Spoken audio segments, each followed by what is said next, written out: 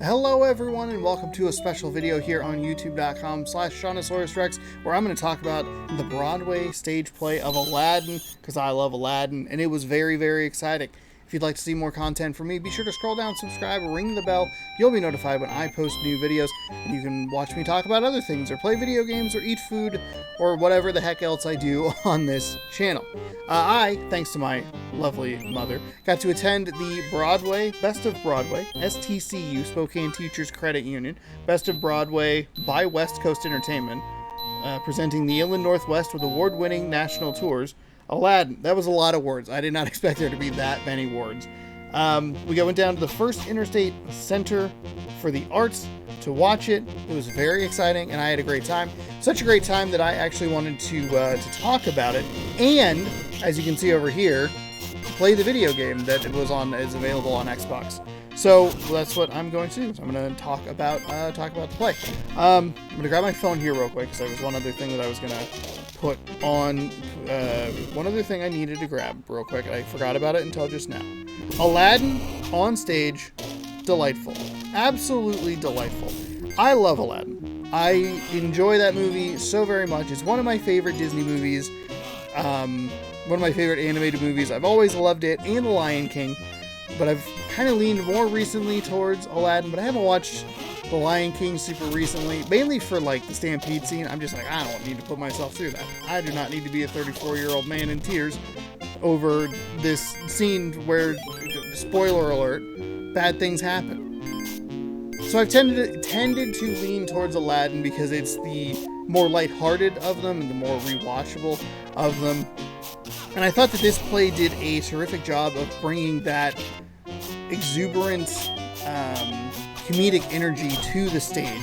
And I loved a lot of the costume design, and I liked a lot of the choreography and the way that they're moving stuff around to create the best example of this would be the early stage portion of it, where it's oh my goodness, I just had it in my head and I forgot it. Hold on, please hold.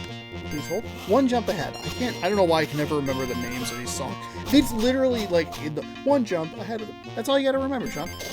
One Jump Ahead is a really great example because they have the characters moving around the stage, and they have the background characters that have their carts and stuff. They're moving across as Aladdin's kind of jumping around and putting boxes down that he's like running over.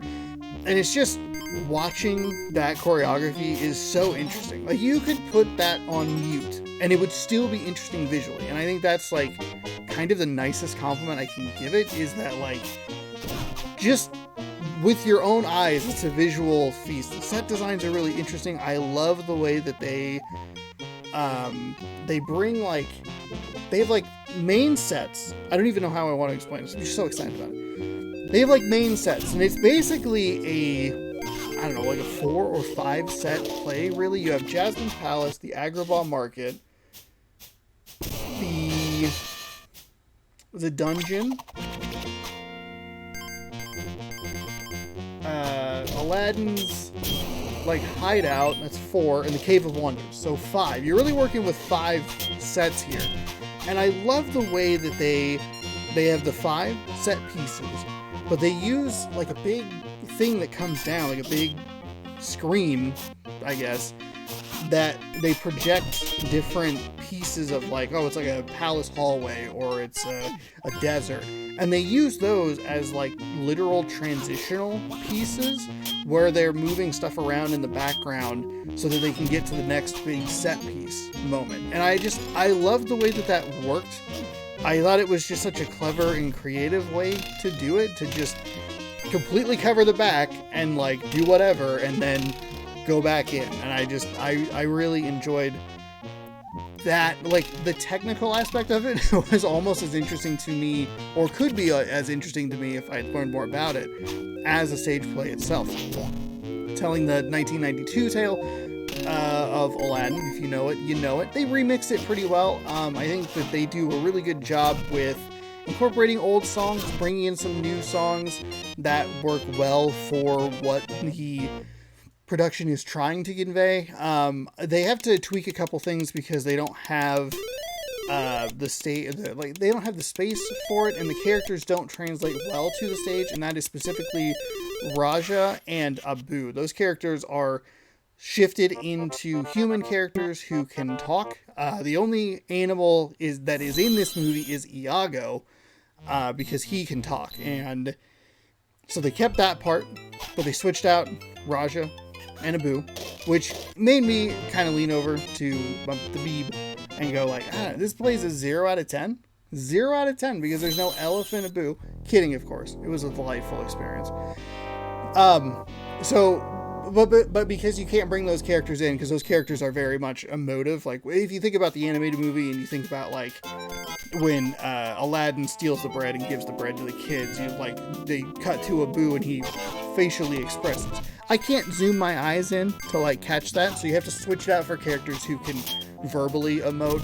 And we had pretty good seats, and even I was like, I'm getting a lot more from the auditory than I am from the very detailed facial expressions, if that makes sense. Like, it's eye candy up there on the stage with all the sets and decorations and all the things they're doing, but you got to account for that. So you can't have like one person giving like a very specific facial expression and me just going like, I don't know what's happening. I'm very confused. Are they sad? Sir, you're gonna have to leave the theater, but I don't know if they're sad. So, Aladdin. It's great. I had a great time with it. I like most of the changes that they made with it. I thought that the changes that they made were either clever or made sense for the format that they were working with. They add a new song in, which really hones in on Aladdin's lack of parents, which I thought was interesting because it's a throwaway line in one of the songs, and there's never a timeline established in It's One Jump Ahead. There's never a timeline established for how long he's not had his parents, and it doesn't matter for the plot, like, at all. So I always just assumed that he was like orphaned as like a 4 or 5 year old. In this stage play, they specifically call it out as a month, and I'm like, oh, that's okay. All right, weird to put a timeline on that. Sure, maybe we're gonna do something with this. And then they even give it their own song, which ironically I can remember the name of, which is Proud of Your Boy. And this one kind of sticks out a little bit more because it's a repeated lyric throughout the song, but it also sticks out because I don't really like it. The song itself, like, is fine.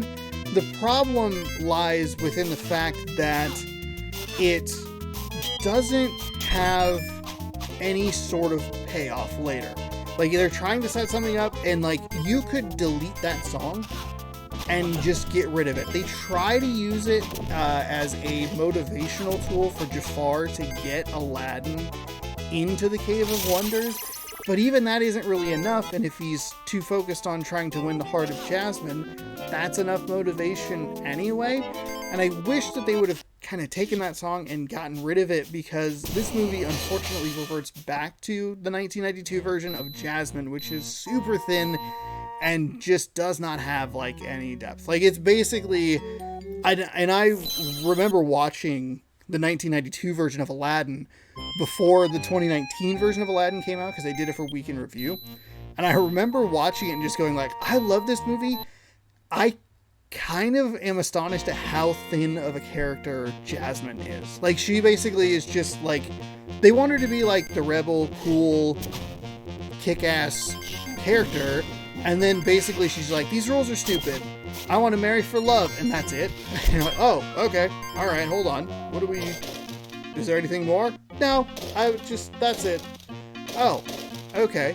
What I thought they did better in the 2019 version was kind of flesh her out a little bit more. Just give her more screen time, give her something to do, and give her a backstory and showcase why she would excel, or perhaps fail, if that's what they chose to show. But they chose to show why she would excel in what she wants to do, and which in the 2019 case, if I remember correctly, was she wanted to rule the kingdom, and then they really showed how well she would do with that. Like, everybody liked her, and she was like very smart and articulate and like knew what she was doing, and I remember really enjoying that. Unfortunately for Aladdin, I kind of forget that movie exists because I saw Booksmart like 45 minutes after that and just evaporated my memory of it, because Booksmart rules.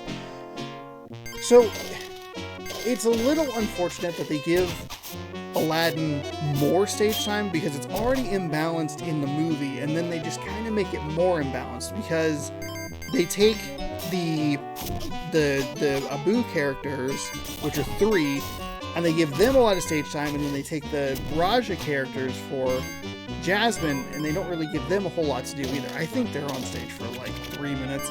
They are really not on there for much of the stage time, which was about 2 hours with the 15-minute intermission. So it's weird because it kind of highlights that imbalance of it. But I also understand it where you're working with like a 5-set play if you include Aladdin's hideout, which is used just the one time for a very short period of time. Otherwise, it's kind of just 4 main pieces. And I don't think you'd want to switch out the streets of Agrabah for the palace for one little bit. They do give her a song that I will pull up the title of here, of like the castle walls. These palace walls. That's what it is. They don't even have names, I'm realizing now. It's just female attendants. The Jasmine, or the Aladdin friends, I'm reading the name Jasmine. They get names, which are Babak, Omar, and Kasim. So they don't even give the Jasmine help. The Jasmine Raja replacements, they don't even get names. So that just kind of again highlights kind of the imbalance of what it is. And I get it. Aladdin's the title character, but Jasmine's such an important piece to it that she should get more to do. I feel like I had a train of thought and I might have lost it. Bear with me here for just a second. The play, for the most part, follows the flow of the movie. There's some things tinkered around here. You get like Arabian Nights at the very beginning, but they cut the piece with Jafar kicking the one guy in there. If I remember correctly, that's what happens. They like show him, Jafar, early on. They introduce him later in this one, and kind of just go right from Arabian Nights to One Jump Ahead. Why can I not remember that song title? Anyway, so there is some tweaking here and there, and it's a large part, because it is a stage production, which I think kind of not like rears its ugly head, but I think is the most noticeable toward the end. In the animated version of the movie, and I'm pretty sure the 2019 version had this as well, but I don't remember it all that well. The big climactic moment that happens is supposed to be Jafar turning into a snake and holding, or not supposed to be, but in the movie is. Jafar turns into a snake, holds Jasmine hostage, something with a time, with it's the sands of the hourglass or whatever, I can't remember exactly.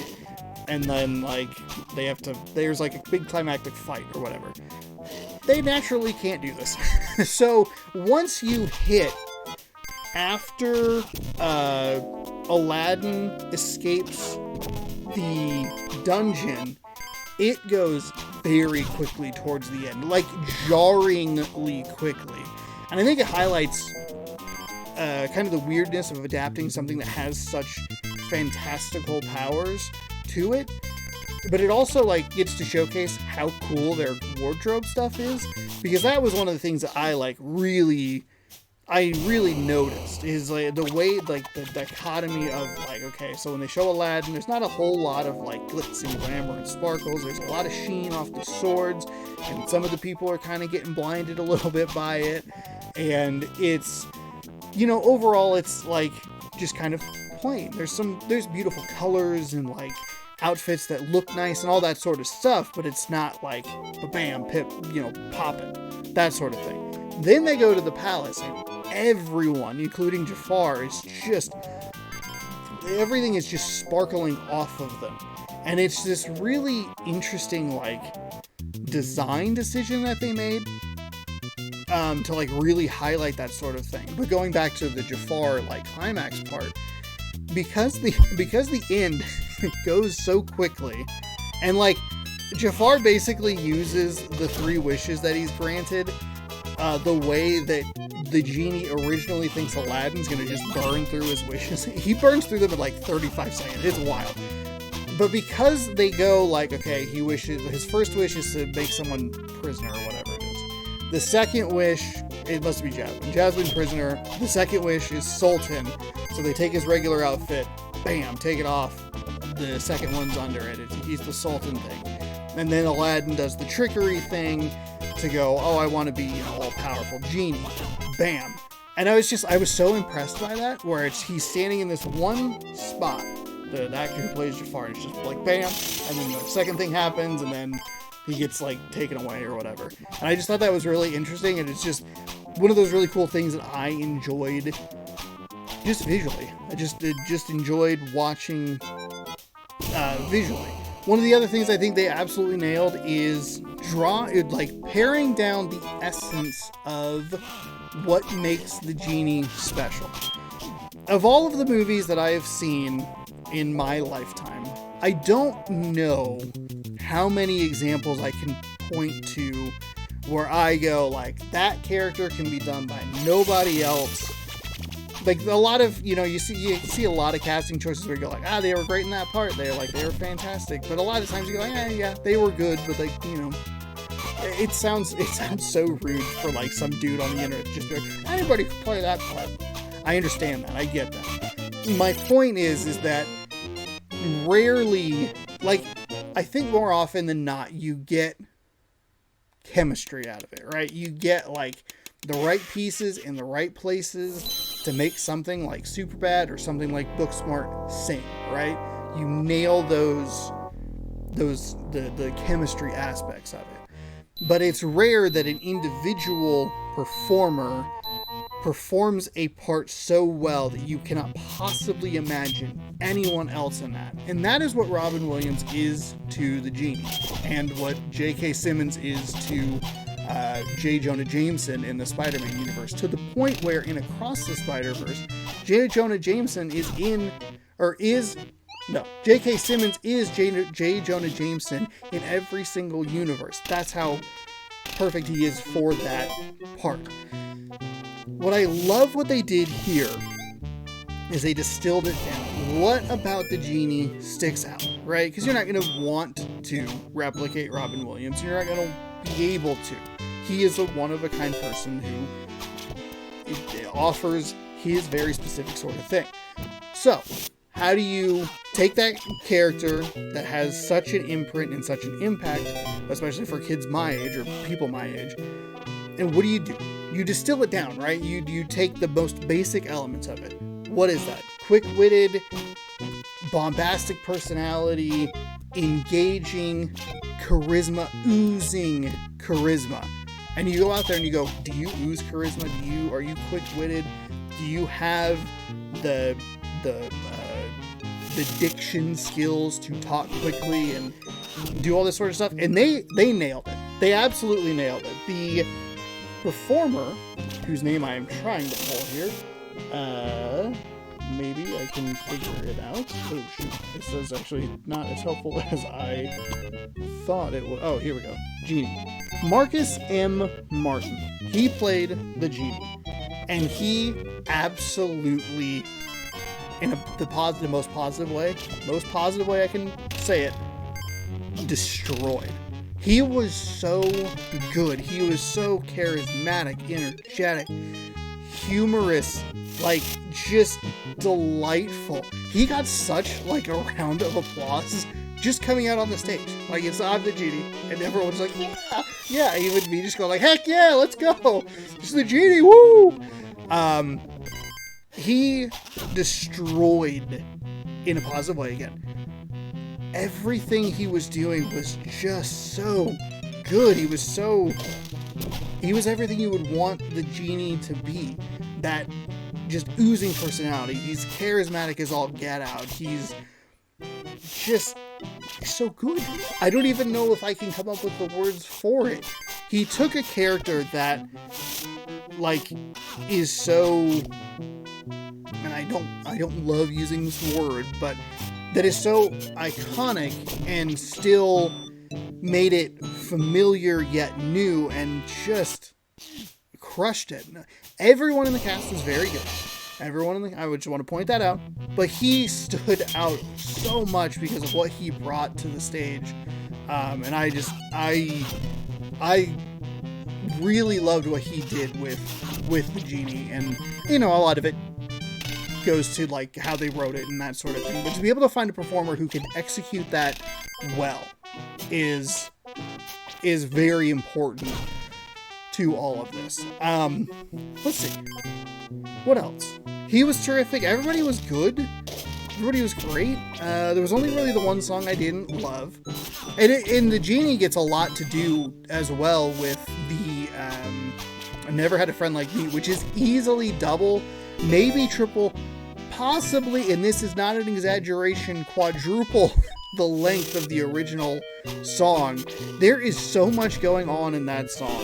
And the Cave of Wonders, this is a good jumping off point.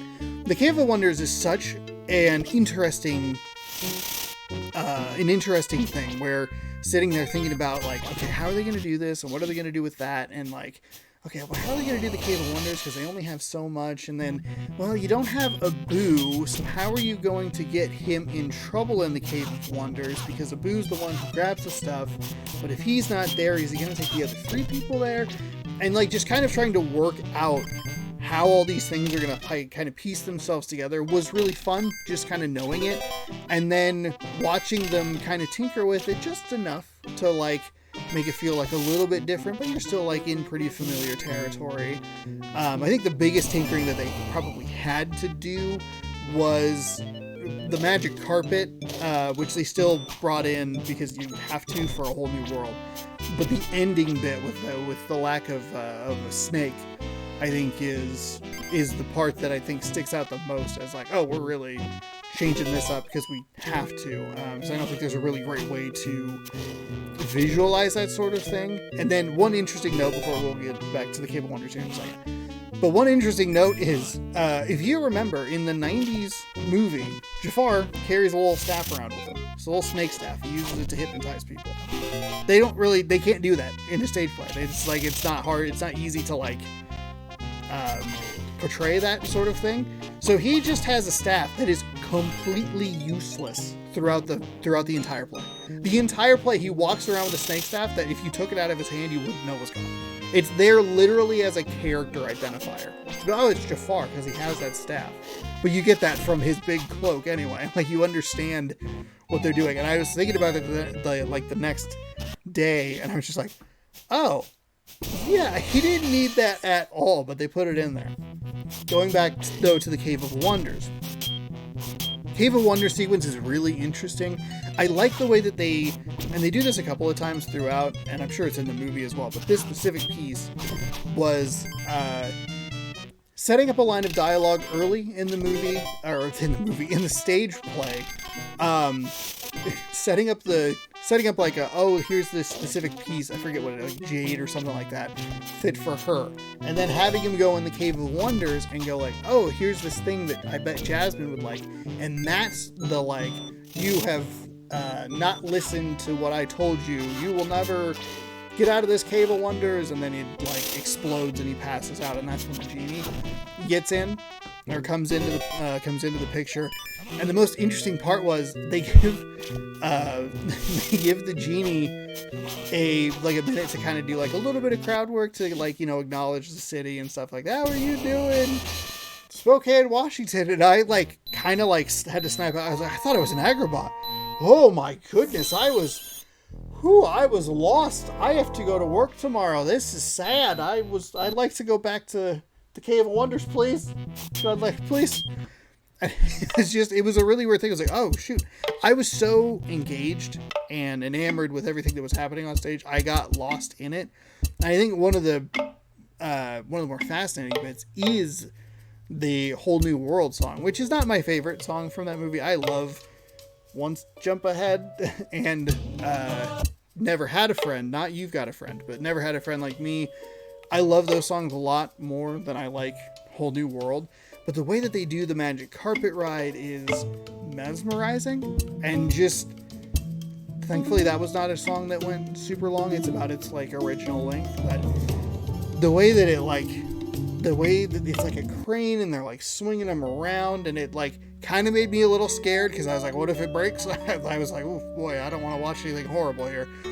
But watching that, and it moves around, and it like somehow just transports you into this world that in like some, I don't know if they put something in the, I don't know. I got dangerously close to like saying something I didn't want to make a reference to like someone being drunk because I thought that was inappropriate. Well, I don't know what magical stuff they're working with that like just transports you into these worlds, and like I don't know, just honest, genuinely having someone go Spokane, I'm like, oh shoot, that's right, I'm here. That's where I am right now, not Agrabah. Is incredible. The set design, I mean, especially in the Cave of Wonders, the way everything glitz and glimmers, and all the costumes that the palace people wear, and the way that sparkles, and like the colors and the way that they pop, and the outfit and costume design, and the staging and choreography, and all this stuff, the way it all merged together so perfectly to create this visual feast and this telling of a tale that I know so well, but still tinkering with it like enough to, you know, make it different and make it fresh and make it make sense for a stage play. The dungeon is another good example of that as well, because there's a bit where Aladdin, in the movie, Aladdin gets chained up, and then Jafar disguises himself as an old man to get the lamp, and that's how he acquires the lamp. They don't do that in this one because Abu is like a key component in that sequence in the film. Here we get a really cool musical number that has like great choreography that I had mentioned. That was probably my favorite of the new songs that they put in there. But we get them in there, like staging, a grand adventure to charge the palace or whatever, and having it be where instead of Jafar meeting them down in the dungeon, he gets it stolen from him, changing clothes. I thought was really interesting. I got a little distracted with the song title. I kind of forgot where I was going, but I thought the dungeon aspect was the most like, how are they going to do this? How are they going to kind of wiggle out of this and do this sort of thing? It was just fantastic little tweaks, and I don't know, it was such a delightful experience. It was aided by having a cool drink that I didn't get the photo of. I'm glad that I took this picture. I took a picture of the menu of what they were offering last night, and they offered two separate drinks, and they were the Blue Genie, which was Bacardi rum, blue curacao, Sprite, sweet and sour with a gold shimmer, and then they offered the Smoking Jafar, which was Tito's vodka, cherry syrup, Sprite, grenadine, and muddled lemons. And so I bought one of each of those, and they were both pretty good. I preferred the Blue Genie. The Beeb preferred the Smoking Jafar, which is like maybe the best piece of our relationship, is ordering two things and going like, which one do you like more and which one do I like more? Oh, we each like one of the two items we bought? Great. We're in good hands. They did have the Blue Genie as a mocktail, which I thought was interesting, but they put a little the gold shimmer in the Blue Genie is literally a little spoonful of like edible glitter that gets stirred in, and it gives it a really nice like shine and really nice color, and it was cool to get that. They were $13 each. I was not able to do a taste test of them, but they were solid and fun to do and have as a drink. really loved it.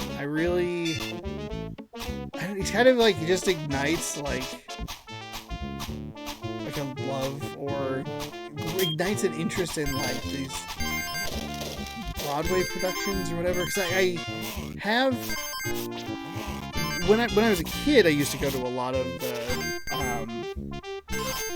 the civic theater stuff. My dad was in some of the plays, and my grandma was in some of the plays. I was in one of the plays one time, and I remember those things pretty fondly. But after I hit probably about age 10, I didn't really go do that sort of thing anymore. And it's been an exceedingly rare thing that I would go like watch a like stage play. I think I went to one for a friend like maybe like 10 years ago or something like that. But like going to this and watching that, there was like something that just was like, man, this is so freaking cool. I don't know that I'd be able to do any of that because I'm like not like an actor, you know. I'm 6'4", but like I don't know if I'm an actor. But I can run the merch booth. I can go on a tour, run the merch booth, no problem. I got you. It was so energetic and engaging and like, I guess maybe kind of weirdly, but like inspiring. And I just really loved it. Yeah, I think I kind of covered everything. It might have been a little bit messy. I haven't done one of these sorts of videos in a while, but I just wanted to share it with you, fine folks who watch the videos on the channel, because I thought that it was interesting. And one of the things that I've tried to do with the content that I create ever since, you know, Week in Review is just go like, hey, if you like it, just talk about it. You know what I mean? Like, who cares? You know, not everyone's going to like everything that you like. That's fine. Great. But like, be enthusiastic and engaging with what you're doing, and people will show up, I guess. I guess it's basically, if you film it, they will come, which is kind of a Field of Dreams reference. I've never actually seen Field of Dreams. I just know that stupid line because they did the Field of Dreams game the last couple of years, and boy, did Fox make a big deal out of it. Anyway, before I go, one last little note. Before we went to the show, we went to a nice little place called Off the Wall in Spokane, and it is an indoor food truck that offers a variety of different things. It's got soup and salads, hot dogs, hamburgers, nachos, and one other thing I think was there, but I'm totally blanking on it. But like the main bits are like soup, salad, hot dogs, nachos, salads, soups and salads and salad. Anyway, went there. Prices were great. And I was a big fan of the smash burger that I had. So if you're in Spokane, it's on Wall. It's a block south, or half a block south of the mall. And it's on Wall, and it's kind of little. It has like a garage door and some outdoor seating, and then you go in and order on a kiosk, and it was very good. The prices were great, and the food was very good, and I just wanted to throw that out there because I enjoyed it, and it was just it was a lovely evening. Got to hang out with my nieces and nephew, which was great, because that's good stuff. And then we walked around a little fair, which was interesting because the place where the fair was Riverfront Park, and Riverfront Park used to have amusement rides when I was 10, so like 23 years ago or whatever. But we're pretty sure that they had the same Strawberry Go-Round ride that was originally at the Riverfront Park thing, because I was walking around with my nieces and nephew, and I was like, oh, look at these rides or whatever, and I looked and I go like, I think, like I tell the bee by this video, like, I think that's the one that they used to have down here. And then walked around a little bit, and I saw my sister and her husband, and I go up and I talk to her, and she looks at me, she goes, you think that's the one that they had, like, when we were down here when we were kids? I'm like, that's what I was just telling people.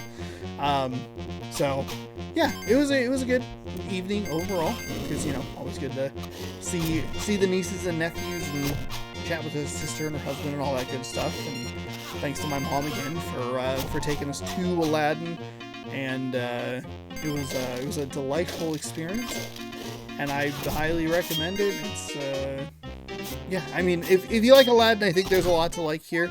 My mom said that she personally enjoyed The Lion King more because she liked the verticality, the different heights of, like, oh, you have like a giraffe, although like that's really, really tall, and then you have the jaguar that's, you know, kind of shorter or whatever. But when everybody's humans, and everybody's kind of just the same height, which was interesting because I hadn't really paid attention to it and I hadn't thought about it. But then I was thinking about how they did One Jump Ahead, and how one of the most interesting visual pieces was when they have Aladdin on a ladder and they're pushing him and holding him back and forth between two buildings on the stage, and how visually interesting that was. Then I didn't think personally it was really missing anything like that, but that moment, really thinking about it, was like, oh yeah, that was a really cool moment when they did do something more with the height. You got the magic carpet ride where they're literally in the air for the entire song, and that is very cool. But yeah, the way they were, especially during One Jump Ahead, where it's the way the movement was working and running around and kind of going up and down on some of the building set pieces and stuff. It's just so cool what they were able to accomplish and how creative it was. The performances were great across the board. The genie was a huge standout. I mean, absolutely. I mean, pretty easily the second best genie, right? I don't know. It's a terrific performance that I think rivals what the animated feature brings to it. I think the animation kind of gets a little bit of a bump just because they can have such a magical expression. You can morph the face to be impersonations or whatever.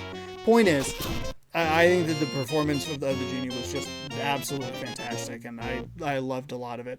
One of the things that I don't love, and this is kind of just Aladdin in general, it was present in the 2019 version as well.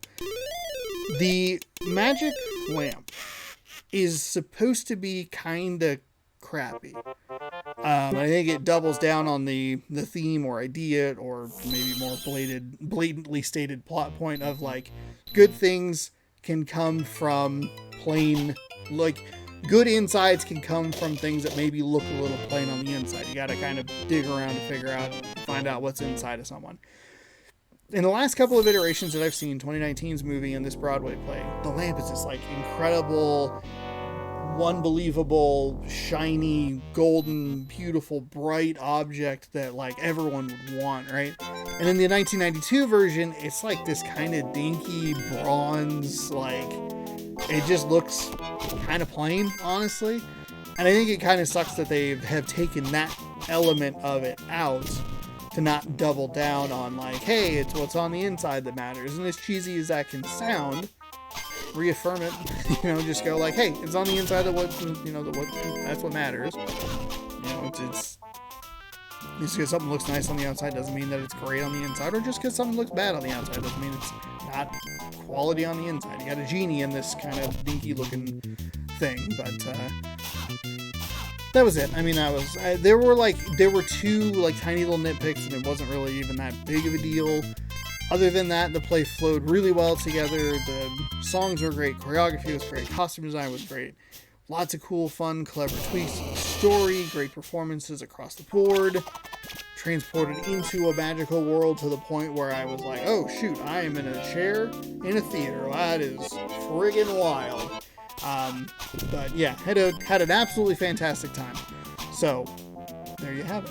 Thank you for watching me play this game while I talked over me doing this whole thing. Hopefully you enjoyed. I know it's a little long-winded, probably a little disjointed, but I appreciate you sticking with it anyway.